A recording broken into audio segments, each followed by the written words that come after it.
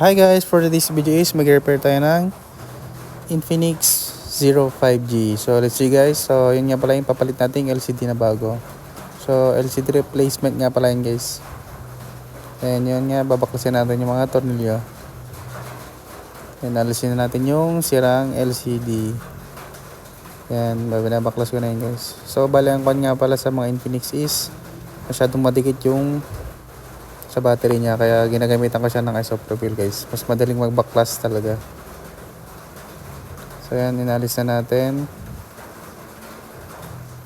Yan, alis na. So ang gagawin natin dyan guys is kailangan natin linisan ng maayos yung gilid-gilid niya, yung mga excess na adhesive niya guys, kasi yun yung nagbubukol pagka hindi naalis lahat.